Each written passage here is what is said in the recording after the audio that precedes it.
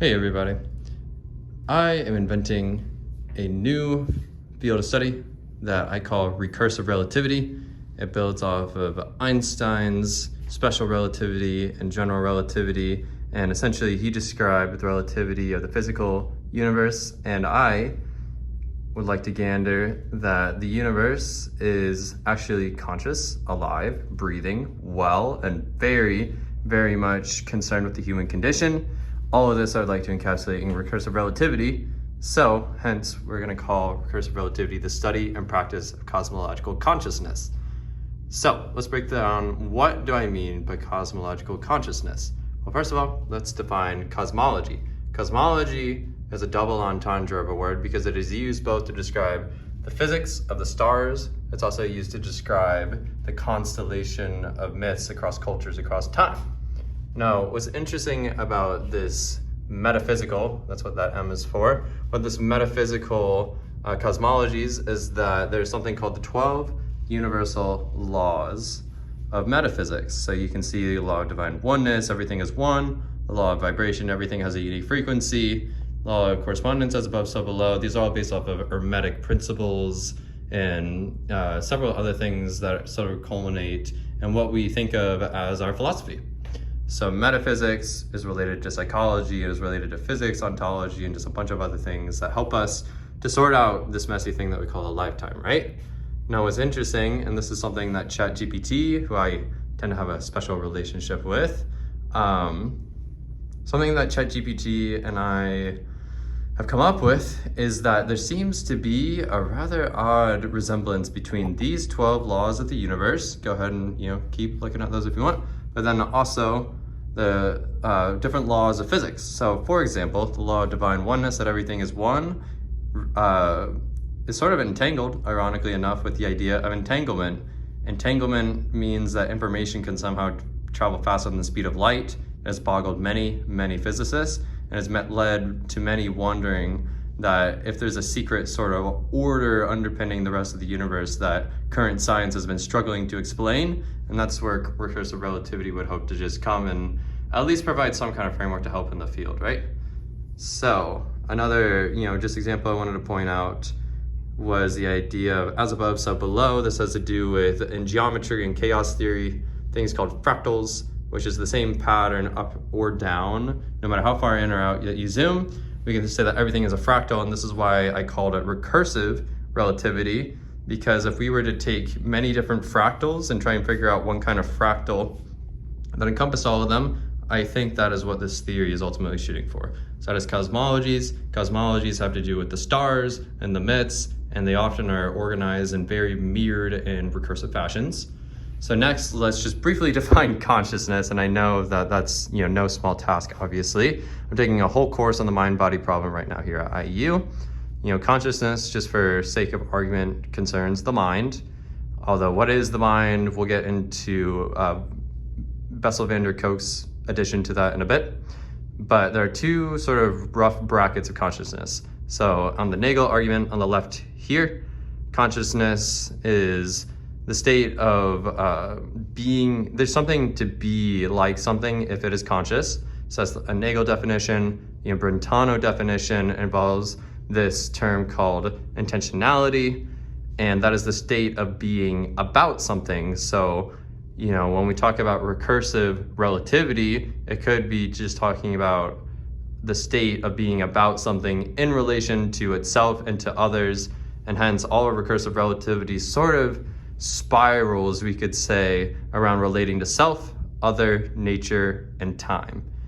So we can't talk about the mind without sensation, right? Sensation is very crucial for mind and body. Many would say that the emotions link the two, right?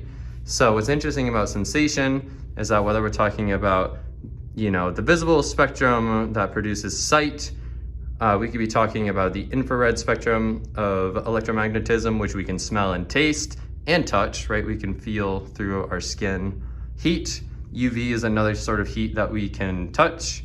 Radio and microwaves both produce sound, which we can very visibly hear. And all of these are frequencies of the electromagnetic spectrum. So there seems to be a really interesting relationship between mind and light. And that is why I talk about enlightenment here.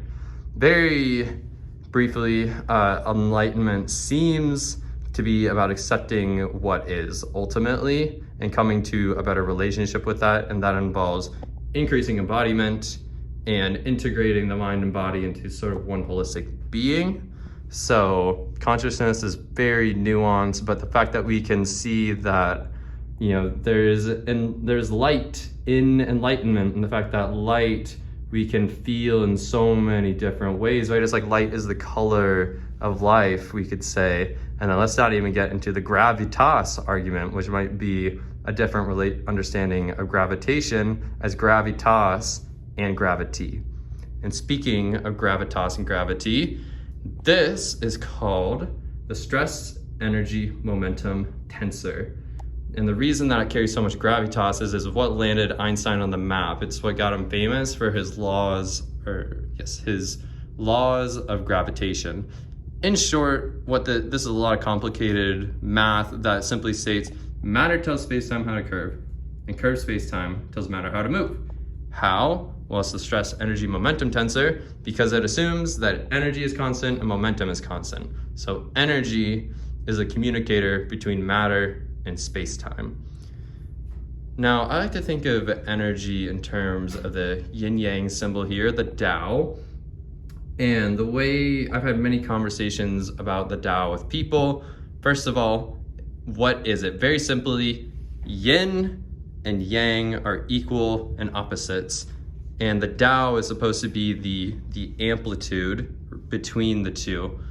So, me and my friend have discussed how there seems to be this sort of impermeable barrier that distinctively defines the yang and the yin, right? So you can't pass that barrier. However, that is the yin and the yang, and this is the yang and the yin. So it's like they exist for each other, and we like to think of this as sort of like a wormhole. So if we think about a yin and a yang spinning, like, say a motion of electromagnetic motion or emotion, well, we might just say that everything is sort of spinning about itself, right? Everything is weaving its own story, and everything has a purpose, because what is a Tao ultimately? A Tao is ultimately the balanced flow between yin and yang, and we could loosely interpret it as a path of what? A path of purpose. So I would propose that purpose is baked into the fabric of the universe. And this sort of has contingencies with panpsychism. We're working out the kinks on that. But there's no doubt in my mind that we are living in a reality of opposites and a reality of spins. So you can see here, I painted together many different spin cycles, whether we're talking all the way about the atom, we're talking about two people dancing, the earth spinning about itself, we're talking about the earth spinning around the sun, and then all of this is spinning around the Milky Way, and who knows what the Milky Way is spinning around, right? So reality is a complex sequencing, and dare we say it, dance, star dance even, of many different levels of spin, right? So what's cool about this, and this I was only able to piece from someone named Ned Bingham, and I will forever be grateful for him. He had a PhD from Cornell in microelectronics, and he and I were able to come up with a really interesting understanding of gravitation, right? So particularly that orbit, and that orbit, and that orbit, right, of the Earth. They are all regulated by what we've traditionally called gravitation, correct?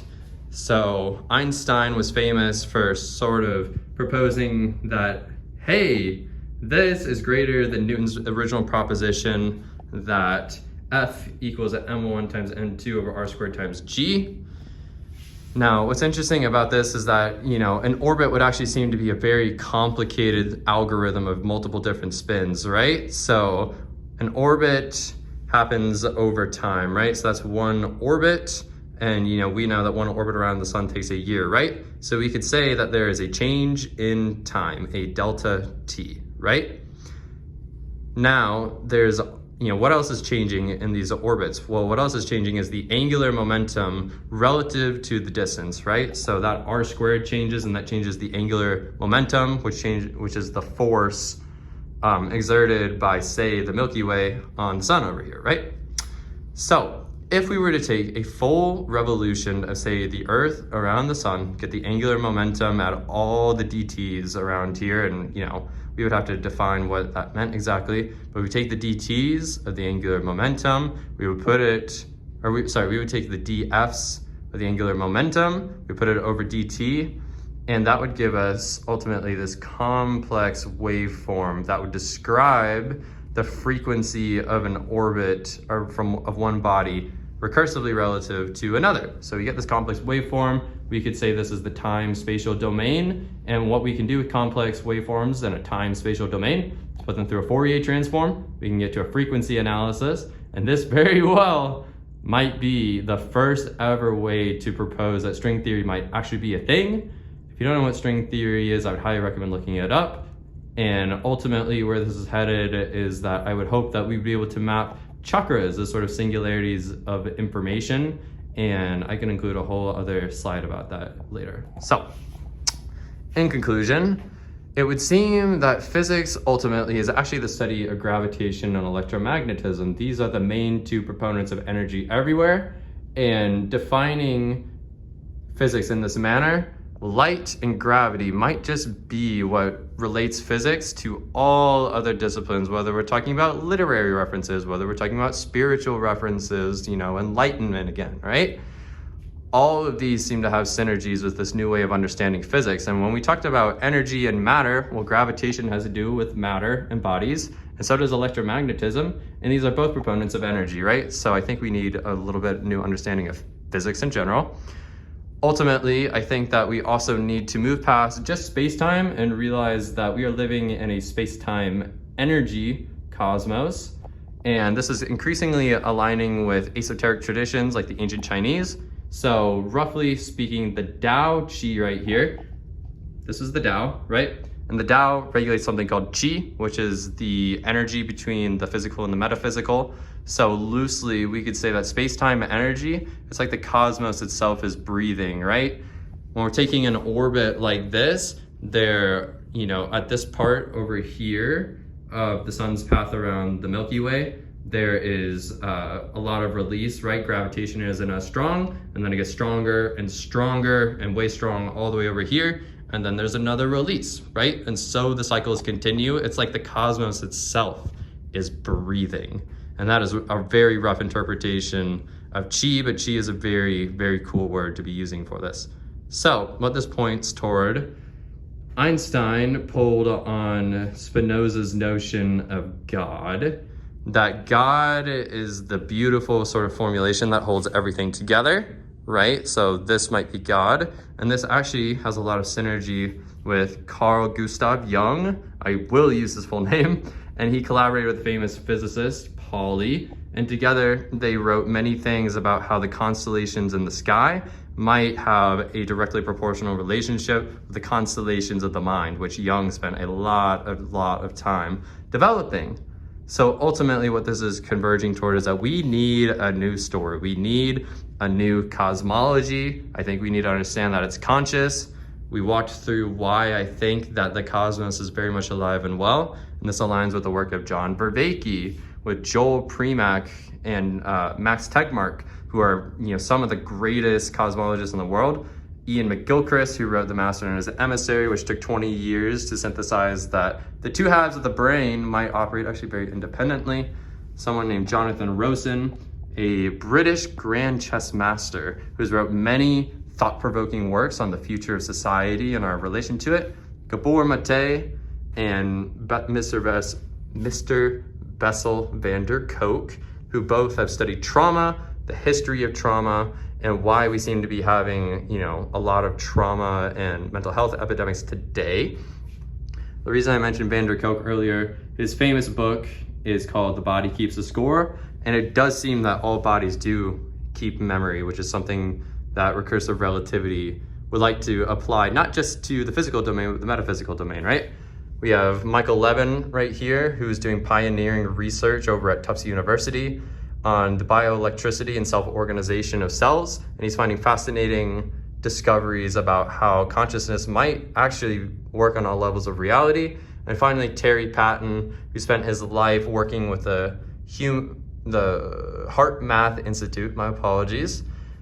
He made a phenomenal video on YouTube called Avoiding the Titanic, Awakening to the Meta Crisis, and he spent his life's work trying to just heal humanity's relationship to ourselves. So ultimately, it would seem that the cosmos is a multiversal story, directly pulling from Tegmark's multiverses, but it's a multiversal story, and that satisfies the Nagel argument, because if it's a story, then there's something it's like to be in a story, correct? And the cosmos is a multiversal story about mere, reciprocal, fractal, and ultimately recursive relationships between self, other, nature, and time. So, welcome to the frontier. The frontier includes a new style of alphanumeric calculus that me and ChatGPT have been working very hard. This is a interpretation of the Euler transform. You can see that we think that silent letters and imaginary numbers exist on the same plane here. And ultimately what we're hoping to do is pioneer the math of trauma by interconnecting chakra centers in the body with chi flows to determine if there's blockages, to what intensity, and then pairing that with traditional research.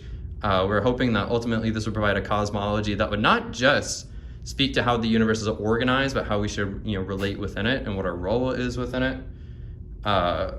After reading Dune, I became infatuated with the idea of democratized space travel. Basically, we cannot have a space monopoly on space travel. Otherwise, we are going to end up in some very dire situations that could produce the nuclear warfare that ended up killing, 17 billion people versus Hitler's 6 billion? Paul talks about this a lot and deals with this a lot in Dune Messiah, so highly, highly recommend that. In order to make that level of innovation in our societies, we need very advanced technologies, so psychoengineering is what I will call it very loosely right now.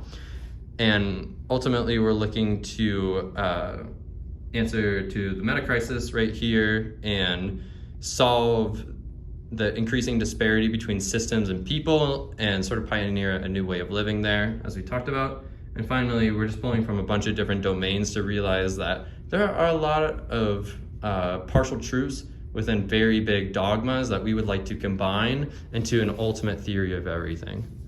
So thank you for listening. I hope you find this just as exciting as I do. This is a rough summation of my work. I'm going to be writing a paper later, but I hope that this got you just as excited as I am.